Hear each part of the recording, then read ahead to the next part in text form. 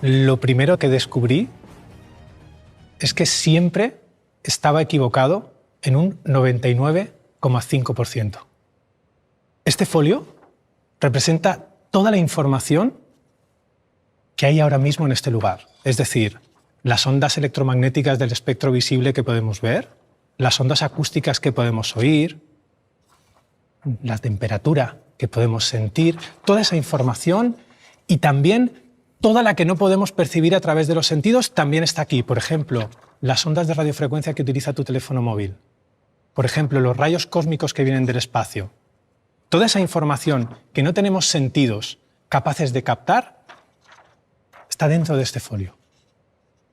Si yo me pregunto, ¿cuánta información, cuánta cantidad de información es mi organismo capaz de recibir, de captar a través de los sentidos, siendo muy benevolentes, estaríamos hablando de que mi cerebro solo es capaz de captar el 5% de la información que ahora mismo está aquí alrededor nuestra. ¿Estaréis conmigo en que si yo doblo este folio por la mitad, esto sería el 50% de la información?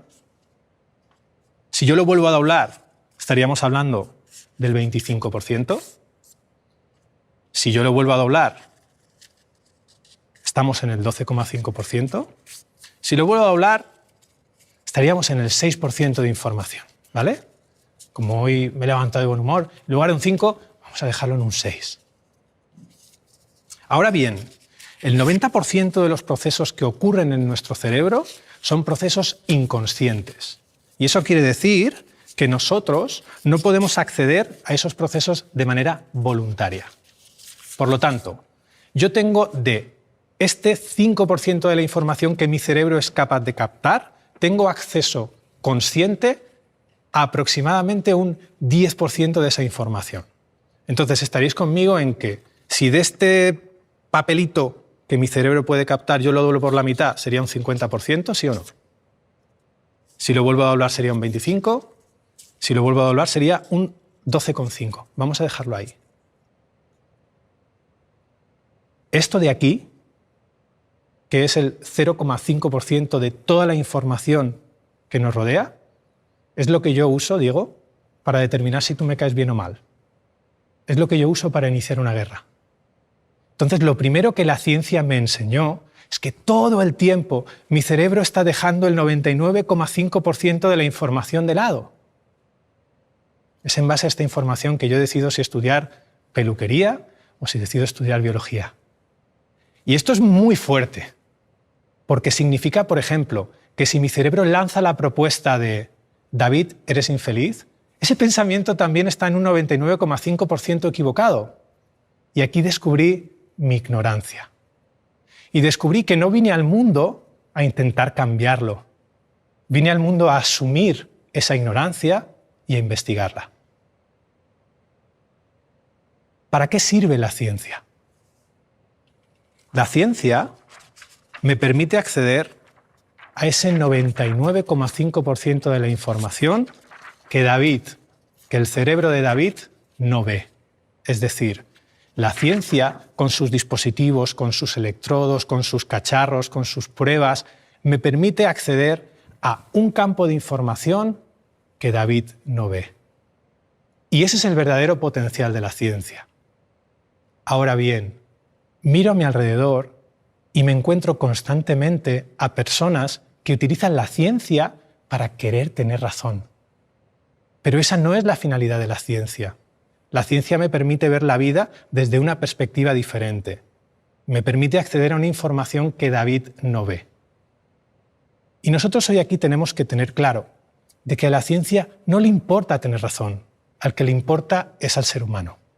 La ciencia tiene voz propia y se llama método científico. Aquí hay dos formas de vivir la vida. Una de ellas es siendo consciente de cómo funciona mi mente y mi organismo, y otra de ellas, que es la más habitual, es vivir la vida sin ser conscientes de cómo funciona nuestra mente y nuestro organismo. ¿Qué diferencia hay? Cuando yo no sé cómo funciono, creo que lo que yo pienso viene generado por el otro. Entonces convierto eso en un hecho, convierto eso en mi verdad y automáticamente paso a experimentar la vida tal cual la veo, tal cual la creo. Una persona que asume cómo funciona su mente y su organismo es consciente de que aquello que piensa solo es una posibilidad y no es mejor que lo que piensa Olga o que lo que piensas tú. Cuando empiezas a asumir esto, empiezas a asumir la responsabilidad de lo que piensas. Y cuando haces ese gesto, empiezas a relacionarte con tus pensamientos de una manera completamente diferente. Os voy a contar un pequeño cuento. No sé si conocéis la historia del pastorcillo y el lobo. La historia decía más o menos algo así. En un pueblito de montaña había un pastorcillo que todos los días, a la misma hora, cogía las ovejas de la gente del pueblo, se las llevaba a pastar. Le resultaba tan aburrido ese trabajo en el que nunca pasaba nada, una cabra comiendo, que un día decidió gastar una broma y llegó corriendo al pueblo gritando que viene el lobo, que viene el lobo. En ese momento, el panadero que pasaba por ahí empezó su organismo a activar una respuesta de lucha-huida, se armó con el primer objeto que tenía y se dispuso a ir para espantar al lobo, que no se comiera sus ovejas. El reverendo que pasaba por ahí hizo lo propio y toda la gente del pueblo se fue con el pastorcillo hasta el lugar donde supuestamente se estaban merendando a sus ovejas y cuando llegaron allí se encontraron al pastorcillo destornillándose de risa. Bueno, pasó el tiempo. El pastorcillo decidió hacer otra vez la misma broma y aquel día que realmente vino el lobo a merendarse las ovejas, el pastorcillo llegó corriendo al pueblo, ¡que viene el lobo, que viene el lobo! Y bueno, ya está el pastorcillo otra vez. Nadie le creyó. La moraleja de este cuento, de esta historia, normalmente está relacionada con que si dices mentiras, nadie te va a creer. Pero para mí pone de manifiesto dos de las principales características del cerebro humano. La primera de ellas es que el cerebro no distingue entre realidad y ficción. Observar lo que ocurría en el cuerpo del panadero la primera vez que el pastorcillo gastó la broma. Su cuerpo realmente reaccionó como si el lobo se estuviese comiendo sus ovejas, pero la realidad no era esa. No había ningún lobo merendándose a sus ovejas. Sin embargo, el día que sí ocurrió, la realidad era que se estaban comiendo a esas ovejas. El organismo del panadero ni se inmutó. Y esto da pie a la segunda característica, que es que sentimos lo que pensamos. Cuando yo pienso que realmente se están comiendo mis ovejas, mi cuerpo reacciona como si eso fuese una realidad. Cuando yo pienso que esta persona en el vídeo no tiene razón, realmente mi cuerpo me acompaña. Siento que eso es verdad. Y es de esta manera como nos perdemos, como perdemos la perspectiva. Cuando yo empiezo a darme cuenta de que la mayor parte del tiempo, concretamente el 85% del tiempo, sentimos lo que pensamos, ahí se abre la puerta de dejar de culparte a ti por lo que yo siento. Cuando hago ese gesto, no solo estoy asumiendo mi pensamiento, sino también estoy asumiendo mi sentir. Y cuando haces esto, el mundo sigue siendo como era hasta ahora, pero la forma de relacionarte con ese mundo, con las cosas que piensas y sientes, es completamente distinta. Para cerrar esta idea, os voy a lanzar una pregunta, a ver qué opina, qué propone vuestro cerebro. Imaginad que lleváis media vida preparándoos para correr una maratón. Habéis desgastado decenas de Nikes, habéis hecho dietas, os levantáis a entrenar, descansáis, no os tomáis la cervecita el fin de semana. Y conseguís clasificaros para los Juegos de Barcelona 92.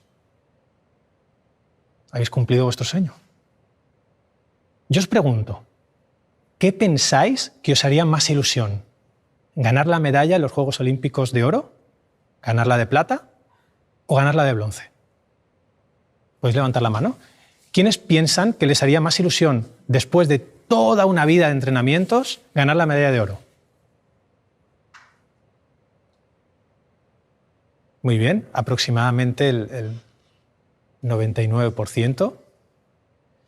Si ahora participa el Rafa Nadal de las maratones y no podéis optar al oro, yo os pregunto, ¿cuántos pensáis que os haría más ilusión